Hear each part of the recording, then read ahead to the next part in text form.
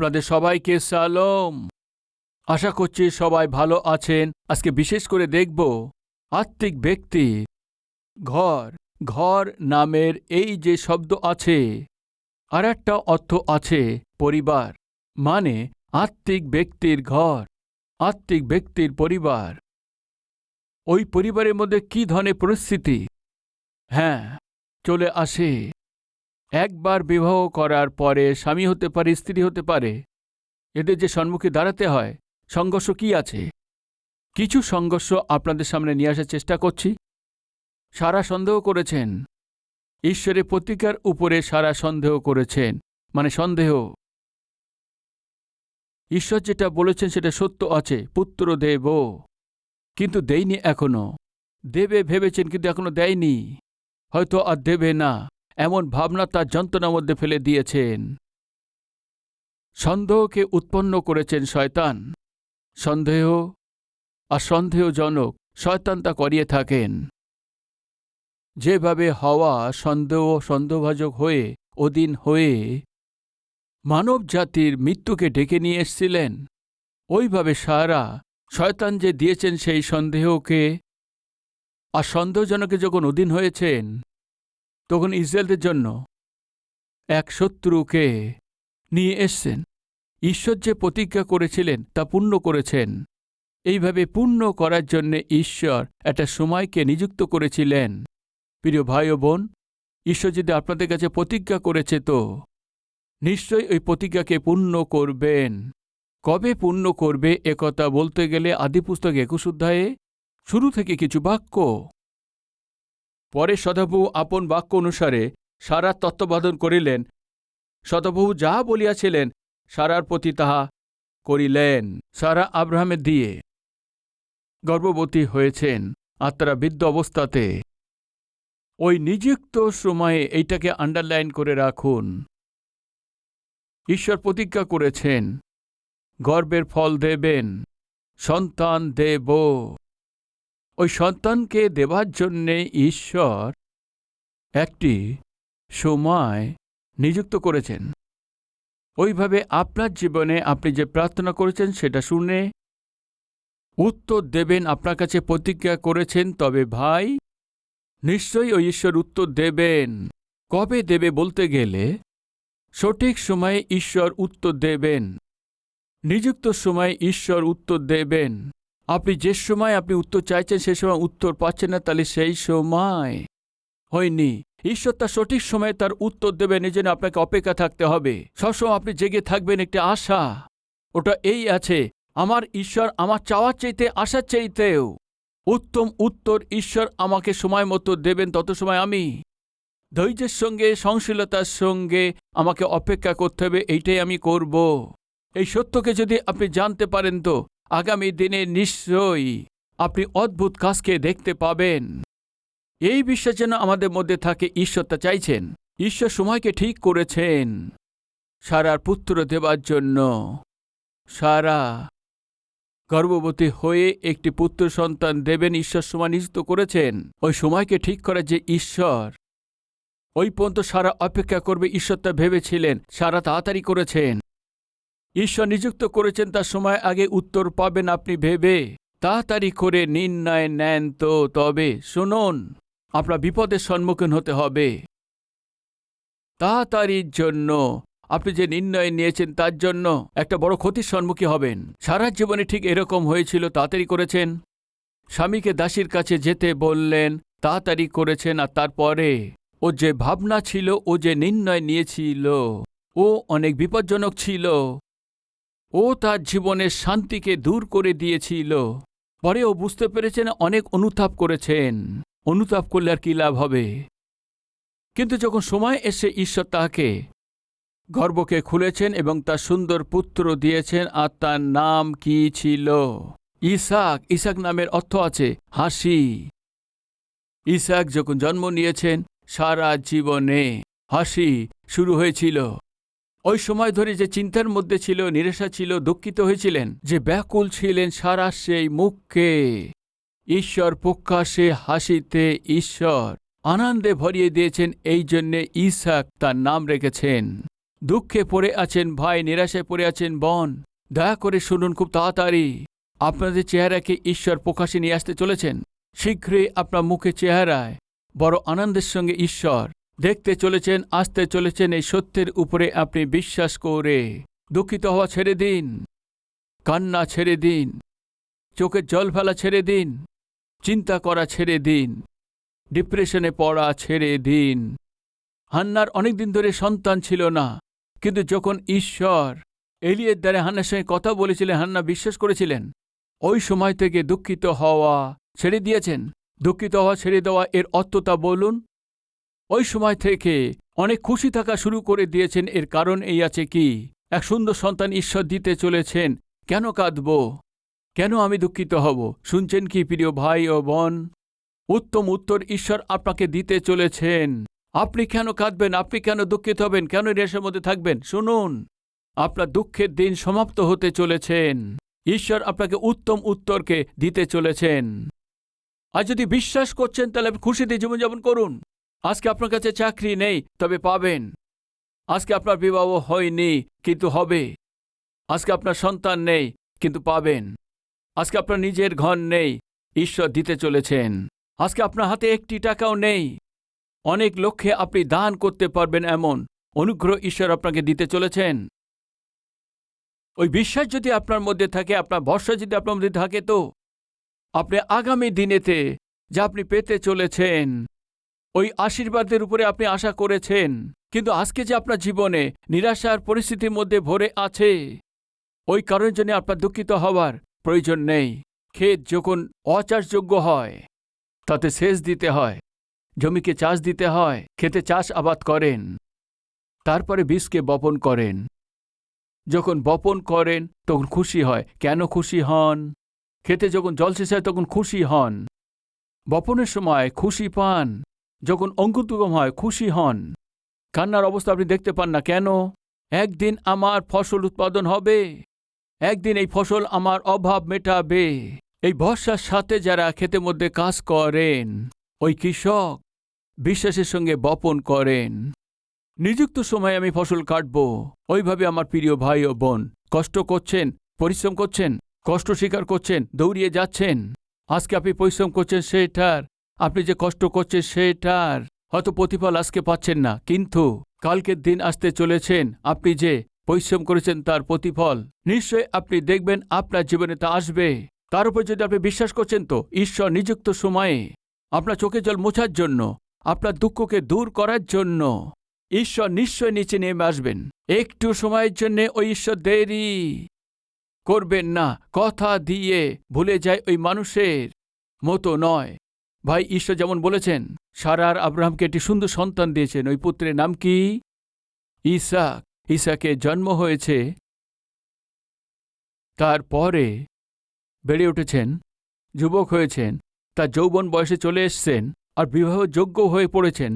যখন ওর বিবাহর বয়স হয়েছে, ইসাকের আত্মিকতা কেমন ছিল দেখবেন। আসুন, যখন বিবাহের সময় হয়েছে, ইসাকের আত্মিকতা 24 পদেতে, একদিকে আব্রাহাম ইসাকের জন্য যোগ্য জীবনসাথী নিয়ে আসার জন্য তার নিজের বিশ্বাসযোগ্য দাসকে প্রেরণ করেছেন। ওই দাস ইসাকের জন্য ঈশ্বরের জন্য তার জীবনসাথীকে খোঁজ করার জন্য গেছেন, প্রার্থনা করে গিয়েছেন। প্রতিফলেতে ঈশ্বরের যারা নিযুক্ত হয়েছিলেন, রেবেকাকে পেয়ে গেছেন, রেবেকাকে সঙ্গে নিয়ে আসছেন। প্রিয় যুবক এবং ভাইরা, বোনেরা, বিবাহের সময়তে আপনার আত্মিকতা কেমন থাকবে? বাইবেলে তো দেখাচ্ছে ইসাক কেমন আছে। দেখুন, আদি 24 অধ্যায়ে 63 পদে বাক্যেতে, ইসাক সন্ধ্যাকালে ধ্যান করিতে ক্ষেত্রে গিয়েছিলেন। ইসাক ওই সন্ধ্যাকালে ঈশ্বরের সঙ্গে সময় দেবেন সে ক্ষেত্রেতে গেছেন। যীশুখ্রিস্ট সন্ধ্যার সময় ঈশ্বরের সঙ্গে সময় দেওয়ার জন্যে জৈতুনের পর্বতে যেতেন। যৌবন বয়সে ঈশ্বরের সঙ্গে সময় কাটানো সত্যি অদ্ভুত আছে, আশীর্বাদ আছে। এইটাই ভবিষ্যতের দিনে আত্মিক ঐশ্বর্য নির্ভর করে। প্রিয় যুবক ভাইরা, যৌবনের সময় একটা নির্জন জায়গায় ঈশ্বরের সঙ্গে সময় দেওয়া সত্যি সৌভাগ্য আছে। যখন আমি 17 বছরের বয়স, তখন আমি কলেজেতে আমি একা থাকতাম। ওই দিনেই আমি বেশি সময় ঈশ্বরের সঙ্গে সময় কাটানো আমি অভ্যাস করেছিলাম। প্রতিদিন কলেজ থাকতো, পরীক্ষা থাকতো, তবুও প্রতিদিন কমপক্ষে 3 ঘন্টা ধরে বাইবেল পড়তে হবে, প্রার্থনা করতে হবে 3 ঘন্টা ধরে। এক স্টুডেন্ট রূপে প্রতিদিন ঈশ্বরের সঙ্গে সময় দেওয়ার জন্যে ঈশ্বর তা আমাকে অনুগ্রহ করেছেন। প্রিয় যুবক যুবতী ভাইদের জিজ্ঞেস করছি, কার সঙ্গে অধিক সময় দিচ্ছেন? বোনের সঙ্গে, আপনার বন্ধুর সঙ্গে? চ্যাটিং করছেন সোশ্যাল মিডিয়াতে, অকারণে কথাবার্তার মধ্যে, পাপময় বন্ধুদের সঙ্গে ঘোরার জন্য, শপিং মহলেতে এভাবে ঘুরে বেড়ানোর জন্য। আমি জিজ্ঞেস করছি, আপনি কার সাথে আপনার সময়কে নষ্ট করছেন? একদিকে বলছেন আপনি আত্মিক আছেন, পরিত্রাণ পেয়েছেন বলছেন, বাপ্তিস্ম নিয়েছেন বলছেন, সেবাতে অংশ নিয়েছেন বলছেন, আপনি যে সেবা কাজের মধ্যে আছেন, সেবা কাজে চলছেন, পবিত্র করা হয়েছেন, আপনি বাপ্তিস্ম নিয়েছেন, আপনি সহভাগিতাতে যাচ্ছেন। তবে আপনি অধিক সময় কার সঙ্গে সময় কাটাচ্ছেন একবার আপনি ভেবে দেখুন ভাই বোন। প্রিয় যুবকরা, আপনার যৌবনকালে তুচ্ছ আর নিচুতম অল্পকালের পাপ ভোগ করার জন্য অকাজের বন্ধুর সঙ্গে আপনার সময়কে নষ্ট করার চাইতে ভালো যে আপনাকে উজ্জ্বল ভবিষ্যৎ দিতে পারেন, হাজারো লক্ষ লোকের উপরে আপনাকে আশীর্বাদদায়ক বানাতে পারেন, ওই ঈশ্বরের সঙ্গে আপনি থাকেন, তার সম্মুখে যদি হাঁটু পাতেন, তবে আপনার জীবনকে আশীর্বাদদায়ক বানানোর জন্য ওই ঈশ্বর সক্ষম আছেন। এই জন্যে বলছি, যুবক ভাইরা, এক নির্জন জায়গায় ঈশ্বরের সঙ্গে সময় কাটানোর অভ্যাস করে নিন। ইসাক বিবাহের যখন সময় এসছে, বিবাহের বয়স সঙ্গে ওই মেয়ের সঙ্গে প্রেম করে কিছু সময় ওই মেয়ের সঙ্গে কাটিয়ে তারপরে মেয়েকে ব্যবহার করে, এখন তোমার প্রয়োজন নেই এমন বলার লোক ছিলেন না। ভালোবাসাকে দেখিয়ে মেয়েদের চক্রে তিনি পড়েননি। 2-3টে মেয়েকে তিনি মেনটেন করেননি। প্রয়োজন পূর্ণ হবার পরে ছেড়ে দেওয়ার মতো পাপের স্বভাবের মধ্যে ছিলেন না। তবে নিজের যৌবনকে পবিত্রতায় রক্ষা করেছেন, তার জীবনকে উত্তম ঈশ্বরের সঙ্গে সহভাগিতায় রেখেছিলেন। প্রার্থনার জীবন তিনি অভ্যাস করে নিয়েছিলেন, এমন আত্মিক ব্যক্তি ছিলেন। ইসাক যখন ক্ষেত্রে গিয়ে ঈশ্বরের সঙ্গে ধ্যান করছিলেন, ওই সময়ে কে সামনে এসে জানেন কি? ঈশ্বরে মনোনীত এক সুন্দর আত্মিক কন্যা, খুবই সুন্দরী কন্যা রেবেকা এসছে। দেখুন বাইবেলে কি আছে 63 পদেতে। ইসাক সন্ধ্যাকালে ধ্যান করিতে ক্ষেত্রে গিয়েছিলেন, পরে চক্ষু তুলিয়া চাইলেন, আর দেখে উট আসিতেছে। উট কখন আসছিল? যখন ও ঈশ্বরের সঙ্গে ধ্যান করছিলেন। আর রিবিকা চক্ষু তুলিয়া তখন ইসাককে দেখিলেন। তখন উট হইতে নামিয়া সেই দাসকে জিজ্ঞাসা করিলেন, আমাদের সঙ্গে সাক্ষাৎ করিতে ক্ষেত্রের মধ্য দিয়ে আসিতেছেন ওই পুরুষ কে? দাস কহিলেন, উনিই আমার কর্তা। তখন রিবিকা আবরক লইয়া আপনাকে আস্বাদন করিলেন। পরে সেই দাস ইসাককে আপনার কৃত সমস্ত কর্মের বিবরণ কহিলেন। তখন ইসাক রিবিকাকে গ্রহণ করিয়া সারা মাতার তাম্বুতে লইয়া গিয়া তাহাকে বিবাহ করিলেন এবং তাহাকে প্রেম করিলেন। তাহাতে ইসাক মাতৃবিয়োগের শোক সান্ত্বনা পাইলেন। আমার প্রশ্ন, প্রেম করে বিবাহ করবেন কি না বিবাহ করে প্রেম করবেন? বলুন। একদম মুখ দিয়ে কথা বেরোচ্ছে না। কেন বেরোচ্ছে না? বাইবেলে কি আছে তা দেখুন। রিবিকাকে ইসাক তো বিবাহ করলেন। বিবাহ করার পরে তার স্ত্রীকে প্রেম করলেন। এ বাইবেলের নিয়ম আছে। বিবাহ করার আগেই প্রেম করা, প্রেম প্রেম বলতে থাকেন। ওই প্রেমের আড়ালেতে বিবাহের আগেই স্বামী স্ত্রীরূপে জীবনযাপন করা, এরপরে দুজনের মধ্যে মনোদুঃখ হওয়া, একে অপরকে সি বলা, ছেলেটা বলে আমি তোমার মুখ কখনো দেখব না, মেয়েটা বলে আমিও তোমার মুখ দেখব না। এই দুজনে শেষে ভাগ হয়ে যায়। এই দুজনের প্রেম করার কারণ কি ছিল? কেন প্রেম করেছে? জীবনভরের সঙ্গে থাকার জন্যে? তা নয়, প্রয়োজন মেটানোর জন্য। আজকে কত ছেলে মেয়েরা অনেকবার আমার কাছে এসে বলে, পাস্টারবাবু আমাকে ঠকিয়েছেন, বলেন আমাকে ঠকিয়ে দিয়েছেন। প্রেম প্রেম বলে, তোমার ছাড়া আমি বাঁচতে পারবো না বলে, তোমার ছাড়া আমি চলতে পারবো না বলেন, তুমি আমার সব কিছু আছে বলেন, তুই আমার সব কিছু আছে বলে। আর কিভাবে বিয়ে করবে সেই ভেবে নিয়ে বিবাহের আগেই আমি তার সঙ্গে থাকা শুরু করে দিয়েছি। এরপরে আমার ঘরের লোক বারণ করেছে, বলছে আমার জাতি তোমার জাতি আলাদা আছে, তুমি কালো আছো, আমার মার পছন্দ নেই তা বলেছেন। ভাই, এই অকাজের লোক, ও জানা নেই কেউ কালো আছে? ওই অকাজের লোক কি জানতো না এর জাতি কি আছে, ওর জাতি কি আছে? ওই অকাজের লোক কি জানতো না তোমার জায়গা আমার জায়গা আলাদা আছে, আমার পিতা মানছে না? এসব কখন এসেও বলছে?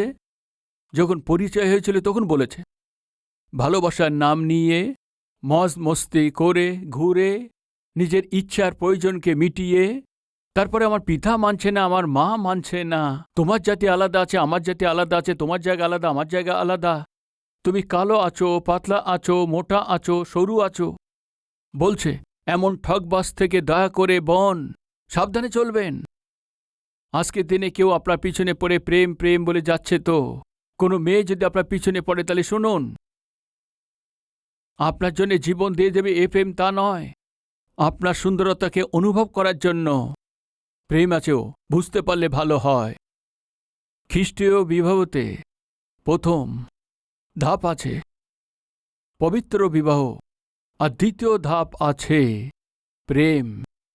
প্রেমের সহিত স্বামী স্ত্রীর যে মিলন ও পবিত্র আছে, শুদ্ধ আছে, শুধু তাই না পরিপক্কও আছে। এইটাই হচ্ছে এখানে। তাকে প্রথম স্ত্রী হিসেবে গ্রহণ করেছেন, স্ত্রী হিসেবে গ্রহণ করার পর তাকে প্রেম করেছেন। স্বামীরা বিবাহ করার পর আপনার স্ত্রীকে প্রেম করবেন, স্ত্রীরা বিবাহ করার পর আপনার স্বামীকে প্রেম করবেন। আপনি ধ্যান দিয়েছেন সামনের জন কে আছে সেটা না জানতে পারার পরেও, জানেন কেন এমন তার মনে হয়েছে, হয়তো হতে পারে এই ঘরে স্বামী হবে এই ভেবে সামনে দিয়ে আসছে, সেটা দেখেই রেবেকা দ্রুতই উঠ থেকে নেমে পড়েছেন। নেমে যাবার পরে দাসের কাছে জিজ্ঞেস করছে, সামনে দিয়ে যে উনি আসছেন কে আছে? কন্যা, ওই আছে আমার কর্তা। এই জন্যে সামনে দিয়ে যে আসছে ওই ব্যক্তি কে এসছে ওটা না জানার পরও সে উঠ থেকে নেমে ও তার সম্মানকে প্রকাশ করেছেন। এই ছিল তার ব্যক্তিত্ব। হ্যাঁ, কে আসছে এখন ওখানে? ও আসছে তা আমি কেন নামবো? আর যদি এমন মনে করেছে মনে করুন, তাহলে আত্মিকতা নয়। ঠিক আছে, বিবাহ হয়ে গেছে। ইসাক তার স্ত্রীকে প্রেম করা শুরু করে দিয়েছেন।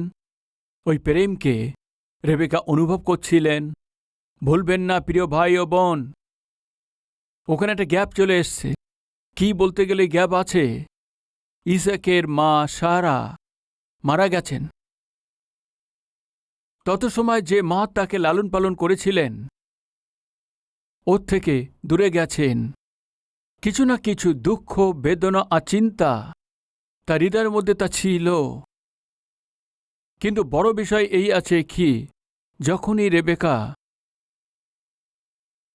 ইসাকের জীবনে পা রেখেছেন, মা যে ছিল না, মায়ের সেই অভাবকে রেবেকা দূর করে দিয়েছে। ফলস্বরূপ অনেক শান্তি পেয়েছে। স্ত্রী মানে সমস্যা দেওয়ার জন্যে নয়, যন্ত্রণা দেওয়ার জন্যে নয়, তবে শান্তি দেবেন। আমি জিজ্ঞেস করছি প্রিয় বোন, আপনি আপনার স্বামীকে কাঁদান, যন্ত্রণায় ফেলেন, বসতে বললেন বসেন, বললেই ব্যাস উঠে দাঁড়িয়ে পড়েন, আমি জিজ্ঞেস করছি আপনি শান্তি দেওয়ার স্ত্রী আছেন না যন্ত্রণা দেবার? আমি জিজ্ঞেস করছি প্রেম করার স্বামী আছেন না দুঃখ দেওয়ার স্বামী আছেন? কে আছেন আপনি একবার ভেবে দেখুন। ইসাক তো প্রেম করার স্বামী আছেন, আর রেবেকা তো শান্তি আর আনন্দ দেবার একজন স্ত্রী আছেন। ঈশ্বরের মনোনীত এই যে পরিবার, আপনি শান্তি দেবার স্ত্রী না হয়ে কাঁদানো তাড়ানোর যদি স্ত্রী থাকেন, তো আপনি প্রেম করা স্বামী না হয়ে, প্রেমকে না দিয়ে কথায় আঘাত করা স্বামী হয়ে থাকেন, তো তবে শুনুন, আপনার পরিবারে শান্তি থাকবে না, ওপর দিয়ে ঈশ্বরের আশীর্বাদও থাকবে না, আনন্দ থাকবে না, আর একই সময়ে ঈশ্বরের উপস্থিতিও থাকে না। ইসাক নিজের স্ত্রী রেবেকাকে প্রেম করেছেন। রেবেকা স্বামী হৃদয়ের মধ্যে যে দুঃখ আছে সেটা বুঝে নিয়ে ওর এই দুঃখকে মোছার জন্যে ও তার দায়িত্ব নিয়েছেন। সুন্দর কথা। এই প্রকারে ইসাকের মায়ের যে মৃত্যু হয়েছে তার পিছনে শান্তি প্রাপ্ত করেছেন। স্বামীকে কাঁদাবেন না। চাকরি না থাকার জন্য, অর্থনৈতিক ঠিক নেই এর জন্য, পরিস্থিতি ঠিক নেই তার জন্য, কাজেতে অন্যায়ভাবে কারো কাছ থেকে ঠকে গিয়ে স্বামীর চাকরি চলে গেছেন, যে জমি জায়গা পাবেন তা পাননি, হঠাৎই স্বাস্থ্য নষ্ট হয়ে গেছে, আপনার আর আপনার সন্তানদের যা প্রয়োজন আছে সে মেটাতে পারছে না, এমন পরিস্থিতিতে পৌঁছিয়েছেন। স্ত্রী রূপে আপনি বুঝতে পারলে তবে আপনার স্বামী শান্তির থাকবে। স্ত্রী রূপে আপনি বুঝে নিয়ে শান্তির সঙ্গে যদি কথা বলেন, তো আপনার স্বামী ঠিক হয়ে যাবে, সাহস পাবে। এমন স্ত্রী আর সন্তানদেরকে আমি কষ্ট করে পরিশ্রম করে আমার জীবন দিয়ে দেখাশোনা করব, প্রেম করতে হবে, এইভাবে ভাববে আপনার স্বামী। এরকম না করে পরিশ্রম করা স্বামী ঘরে আসলেই, প্রেম করা স্ত্রী ঘরে থাকা সত্ত্বেও না বোঝার চেষ্টা করে, একে অপরের উপরে ভুল বোঝাবুঝি করে, এক দুজনের উপরে চিৎকার চেঁচামেচি করে অনর্থক কথা বলতে থাকলে তাহলে পরিবার ভেঙে যাবে। এমন অবস্থায় পরিবার যেন আপনার না থাকে। প্রেম করা স্বামী রূপে থাকুন, শান্তিরূপে স্ত্রী রূপে থাকুন, অদ্ভুত এই পরিবারের তৈরি করুন। প্রতিদিন একরকম থাকে না, সব পরিস্থিতি আপনার অনুকূলই থাকবে না। হঠাৎই আপনার জীবনে বিপরীত পরিস্থিতি আসতে পারে। আপনি যা ভেবেছেন সেটা না হয়ে হঠাৎই আপনি অসুখে পড়তে পারেন, অর্থনৈতিকভাবে নষ্ট হয়ে যেতে পারে, আধ্যাত্মিকভাবে আপনি দুঃখী হয়ে যেতে পারেন। যখন সবকিছু ভালো ছিল আর সবকিছু আপনাকে এনে দিয়েছিলেন, আমার স্বামী, আমার স্বামী, আমার স্বামী বলে আদর করে সবাইকে দেখিয়েছিলেন, যখনই পরিস্থিতি খারাপ হয়ে গেছে, যখন অর্থনৈতিকভাবে কষ্টে পড়ে গেছে, আমি করেছি তো তোমার মতো স্বামীর সঙ্গে ব্যবহার করেছি, এই জন্য আজকে আমি দুঃখ পাচ্ছি, এই জন্য আজকে যন্ত্রণা আমি সহ্য করছি, এইভাবে ঝগড়া করলে স্বামীর যে অর্থনীতি সংকট দূরে চলে যাবে কি না? তা যাবে না। শান্তি দেওয়ার জন্যে, বোঝার জন্যই। স্বামী যখন সংকটের মধ্যে, অর্থনৈতিক সংকটের মধ্যে পড়েছেন, যদি ওর জন্য আপনি প্রার্থনা করেন তো ও দ্রুত ঠিক হয়ে উঠতে পারবে। কিন্তু যদি ওর সঙ্গে আপনি ঝগড়া করেন, নিজের ইচ্ছা মতো বলেন, তো আমি বলেছি না তার আয়ুকে নষ্ট করবেন, হার্ট অ্যাটাক করে মারা যাবেন। ওই দিন যদি না আসতে হয় তো অর্ধাঙ্গিনী রূপে আপনি তাকে বুঝুন, শান্তি দিন। একজন ভালো স্বামী রূপে আপনার স্ত্রীকে প্রেম করুন, পরিবারকে প্রেম করুন, প্রেমকে বিতরণ করুন, যা আছে তাতেই আনন্দ আর খুশিতে চলার চেষ্টা করুন।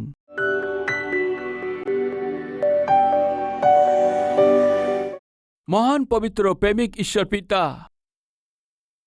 প্রার্থনা উত্তর দেবার মহান ঈশ্বর, এই বার্তা যারা শুনছে প্রত্যেকেই পিতা, তাদের প্রাণ আত্মায় শরীরেতে আছে যে তাদের প্রত্যেকটি প্রয়োজনীয়তাকে পূর্ণ করুন। আধ্যাত্মিক আর শারীরিক এবং অর্থরূপে প্রত্যেককে আশীর্বাদ দিন পিতা।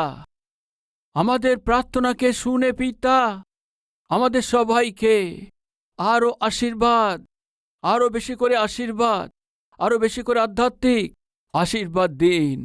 যীশু খ্রিস্টের নামেতে চাইছি পিতা, আমেন।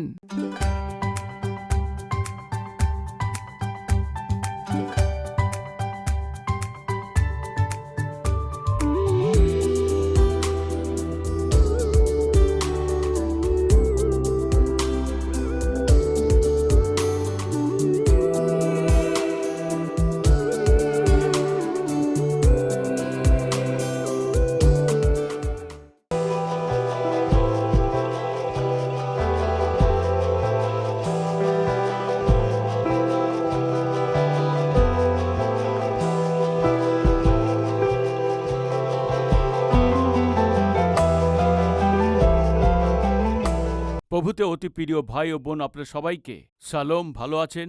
কালভেরি শহর 2003-এ শুরু করা হয়েছিল। আজ 2023-এ 20 বছর হয়ে গেছে।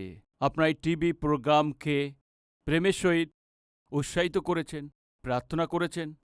আর শুধু তাই না, আপনাদের উপহারের দ্বারা আপনারা সবাই সাহায্য করেছেন। এই জন্যে আপনাদের সবাইকে পুরো মন থেকে ধন্যবাদ দিচ্ছি। আজ এই কার্যক্রমের দ্বারা হাজারো লোক, কোটি লোকের কাছে জীবিত ঈশ্বরের এই অদ্ভুত সুসমাচারকে পৌঁছানোর জন্য আপনারা যে সাহায্য করেছেন, আমার মন থেকে ধন্যবাদ দিচ্ছি। আর সেই সঙ্গেই আমাদের এই কালভেরি স্বরের কার্যক্রম শুধু বাংলাতে নয়, ভারত দেশেতে বলা হয়ে থাকে সব প্রধান ভাষাতেই প্রভু যীশুখ্রিস্টের সুসমাচারকে আমরা পৌঁছে দিতে পারি। পরিশ্রম করছি। ওইভাবে প্রতি মাসেই কমপক্ষে 650 টিভি কার্যক্রম প্রচারিত হচ্ছে। উৎসাহিতের সঙ্গে এই কার্যকে এগিয়ে নিয়ে যেতে হয়তো নিশ্চিত রূপেতেই আপনার সাহায্য, প্রার্থনা আর সহযোগিতা প্রয়োজন আছে। এক কার্যক্রম প্রচারিত হওয়ার জন্য বিভিন্ন চ্যানেল অনুসারে 20,000, 30,000, 40,000, 50,000 পর্যন্ত একটা কার্যক্রমের জন্য খরচ করতে হয়। প্রভু যদি আপনাকে উৎসাহিত করেন এই টিভি কার্যক্রমকে সাহায্য করার জন্য, আপনার মনে এই বোঝা দেওয়াতেই নিশ্চয়ই প্রার্থনা করে এই সেবা কাজকে সাহায্য করুন। আমি চাইছি হায়দ্রাবাদেতে প্রতি শনিবারেতেই স্পন্সর মিটিংয়ে আপনিও সংযুক্ত হয়ে আপনার পরিবারের পক্ষ থেকে একটা টিভি কার্যক্রমকে সাহায্য করার দ্বারায় সুসমাচারকে লক্ষ লোকের কাছে পৌঁছে দিন। আমি অনুরোধ করছি, ভাই, এই সপ্তাহের মধ্যে পরিবারে কারো জন্মদিন আছে কি? বা ঈশ্বর আপনাদের জীবনে কোনো শুভ কাজ করেছেন কি? আপনার প্রার্থনা উত্তর দিয়েছে কি? দিয়েছে তো তাহলে ধন্যবাদিত হয়ে কালভারি স্বর্গে সাহায্য করতে চান? বা ঈশ্বর সন্তানকে আশীর্বাদ দিয়েছেন তার নামকরণ করার জন্য, অক্ষর অভ্যাসের জন্য, অন্নপ্রাশনের জন্য, এইসব শুভ কাজের জন্য আমার হাতের দ্বারা আপনার সন্তানের জীবনে এটা করানো আশা করছেন তো? শনিবারে কালভারি শহর টিভি কার্যক্রমকে সাহায্য করে আপনার জীবনের শুভ কাজকে আমার সাথে সেলিব্রেট করার জন্য আপনাদের সবাইকে প্রেমের সহিত আহ্বান করছি। মানে আমার পরিশ্রমের সহিত আপনিও সহভাগী হয়ে সুসমাচারকে ছড়িয়ে দিন। আপনার খুশিতে আমিও সহভাগী হয়ে আপনার খুশিকে পূর্ণ করতে হবে।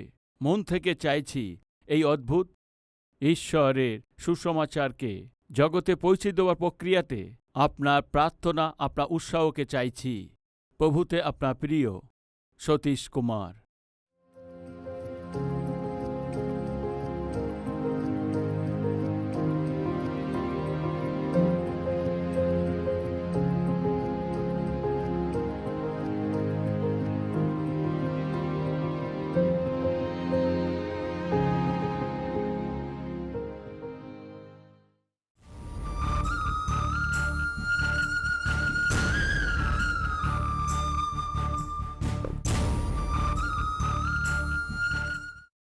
আমাদের ঠিকানা কালভেরি, পোস্টবক্স নম্বর 30, কুকুটপল্লী, হায়দ্রাবাদ 72, তেলেঙ্গানা।